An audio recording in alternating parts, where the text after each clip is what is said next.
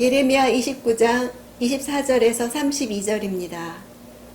27절에 그런데 너는 왜 너희에게 예언하는 아나돗 출신 예레미야를 꾸짖지 않느냐? 거짓 선지자가 지금 말하고 있는 거죠. 영적으로 미성숙한 사람은 혼적인 부분이 발달되어서 자기 감정이 우선적이라 영 분별이 안 됩니다. 육신에 속한 사람이기 때문에 내 감정이 더 중요하고, 그래서 내 감정과 부딪히는 일을 만날 때 자기 감정을 지키려는 자아 중심적인 생각으로 행동합니다. 자기 뜻대로 사람들을 조정하려는 마음이 있죠. 우리는 내 감정이 올라올 때마다 하나님 앞에서 점검해야 합니다. 내 감정이 옳지 않을 수 있다 인정하고 주님 앞에 나아가는 것이 시작입니다. 주님께 나아가서 물어야 하죠.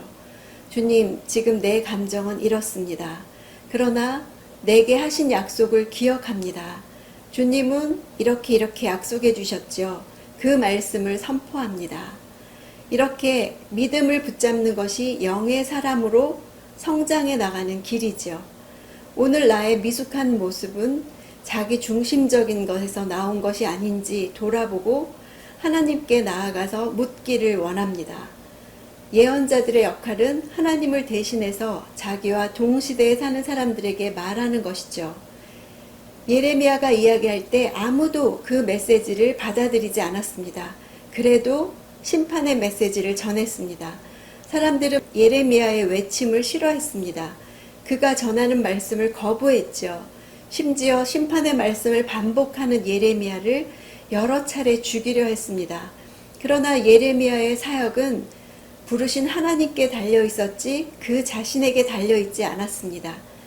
시대의 중압감 속에서 어린아이와도 같고 무슨 말을 할 줄도 알지 못해서 민족을 향해서 무슨 말을 할 것인가 두려워했지만 하나님이 처음 부르실 때 하신 말씀을 끝까지 놓치지 않았습니다. 예레미야서 1장 16절에서 19절에 하나님은 말씀하셨죠. 그들이 나를 저버리고 다른 신들에게 제물을 드리며 그들의 손으로 만든 것을 경배했으니 그들의 모든 죄악에 대해 내가 내 심판을 그들에게 선포할 것이다. 그러니 너는 준비하고 있다가 일어나 내가 내게 명령하는 모든 것을 그들에게 말하여라. 그들을 두려워하지 말라. 그렇지 않으면 내가 너를 그들 앞에서 두렵게 할 것이다. 보아라, 오늘 내가 너를 견고한 성읍, 철기둥, 청동벽으로 만들어 온 땅, 곧 유다의 왕들과 그 관료들과 그 제사장들과 그 땅의 백성들과 맞서게 했다. 그들이 너와 싸우겠지만 너를 이기지 못할 것이다. 내가 너와 함께해 너를 구할 것이기 때문이다. 여호와의 말이다. 이렇게 약속해 주셨습니다. 이 약속이야말로 예언자가 가진 전부이며 그의 사역과 삶의 원천입니다. 또한 오늘날 우리가 성도로서 가진 전부이며 우리 삶의 원천이기도 하죠. 거짓으로 나를 대적하는 것 앞에서 두려워하지 말고 예레미야에게 행하신 말씀을 내게도 행하사 견고한 성읍, 철기둥, 청동벽으로 만들어 싸우게 해달라고 기도합시다. 과연 그들이 예레미야와 싸우려 했지만 예레미야는 처음 받은 이 말씀을 기억하고 꼭 붙들었습니다. 말씀대로 하나님은 오히려 거짓 선지자 스마야를 처벌하심으로 예레미야를 구하셨습니다. 하나님의 말씀을 선포하는 것이 예레미야가 할 일이라면 처벌하시는 것은 하나님이 예레미야를 위해 약속을 이루신 일이었죠. 큐티할 때마다 하나님은 말씀하시고 약속하십니다. 많은 말씀을 보기만 하고 흘려버리면 뭐 하겠습니까? 말씀이 이루어질 것을 믿고 붙들고 사는 것이 필요하죠. 말씀하신 분이 누구신가요? 신실하시고 능력 있으신 그분이 이루실 것이기 때문입니다. 28절에 그가 바벨론에 있는 우리에게 편지를 보내 스마야는 시간이 오래 걸릴 것이니 집들을 짓고 그곳에서 살고 정원을 만들고 그곳에서 나는 열매를 먹으라는 예레미야의 말을 받아들일 수가 없었습니다. 하나님 나라는 내 생각과 다르기 때문에 내 삶에 하나님 나라가 세워지기 시작할 때 우리는 이해되기보다는 부인하고 싶고 하나님을 원망하면서 불공평합니다 라고 부르짖을 수밖에 없습니다. 구원이 오기 전에 먼저 심판의 시기를 통과해야 한다는 말씀을 받아들이기도 어렵습니다.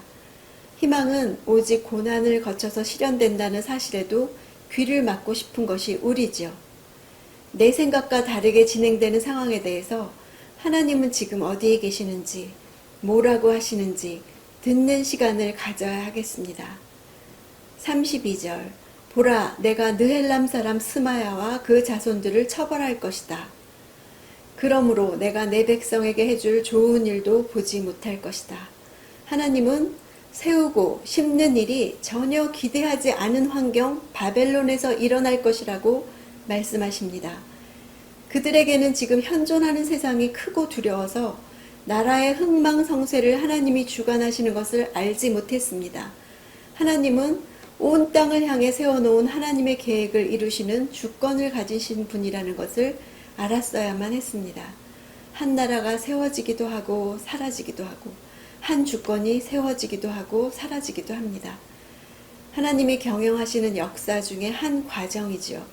그들의 생명력은 하나님께 있습니다. 익숙했던 환경을 떠나 원치 않는 곳에 처하는 것은 너무도 어려운 일이죠.